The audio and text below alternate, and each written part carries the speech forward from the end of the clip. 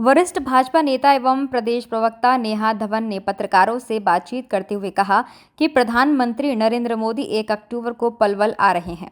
प्रधानमंत्री की रैली के बाद जो भाजपा की आंधी चल रही है वह तूफान का रूप लेगी और पूर्ण बहुमत से भारतीय जनता पार्टी की सरकार होगी।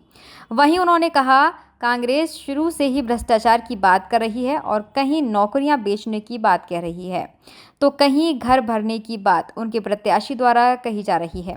कांग्रेस के भ्रष्टाचार से जन जन वाकिफ है। कांग्रेस के बड़े नेताओं को भी वो ही उम्मीदवार प्यारे लग रहे हैं जो सार्वजनिक रूप से कह रहे हैं कि पहले अपना घर भरेंगे और फिर अपनों का घर भरेंगे।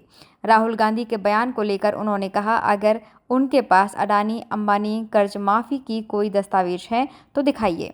उन्होंने राहुल गांधी को घेरते हुए कहा कि राहुल गांधी झूठ की राजनीति कर रहे हैं। उन्होंने तो राजस्थान में भी कर्ज माफ करने की बात कही थी, लेकिन किसी किसान का कोई कर्ज माफ नहीं हुआ।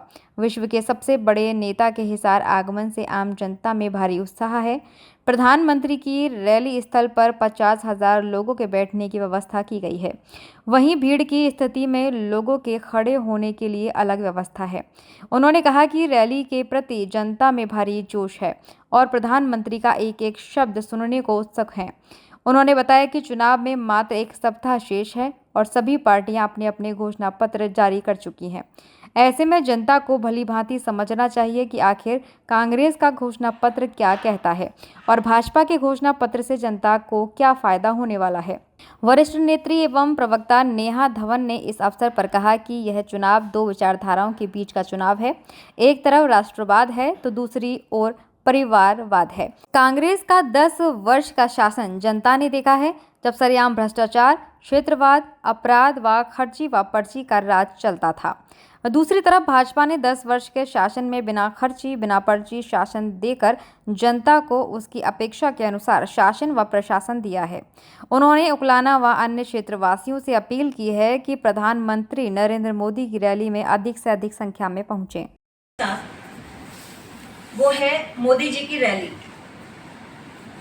आपके पलवल में ही मोदी जी की चौथी और अंतिम जो रैली है हरियाणा के विधानसभा 2024 के चुनाव के लिए, वो आयोजित होगी 1 अक्टूबर को दोपहर 2 बजे।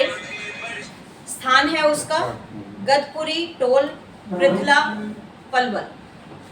मोदी जी ने, हमारे लिए बहुत ही सौभाग्य की बात है कि मोदी जी ने 4 रैलियों का समय हरियाणा प्रदेश के इस विधानसभा चुनाव के लिए निकाला और इन 4 रैलियों में जो 3 रैली हो चुकी है, जिसका आगाज कुरुक्षेत्र की भूमि से हुआ और उसके बाद उन्होंने जो रैली की वो गोहाना की थी।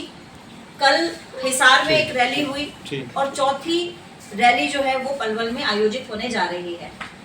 हरियाणा प्रदेश की जनता माननीय नरेंद्र मोदी से इतना प्रेम करती है, इन 3 रैलियों से ये दिखा। हिसार में बढ़ चढ़कर लोगों ने उस रैली में भाग लिया। आप सब मीडिया के बंधु हैं, आपने कल की रिपोर्ट देखी भी होगी।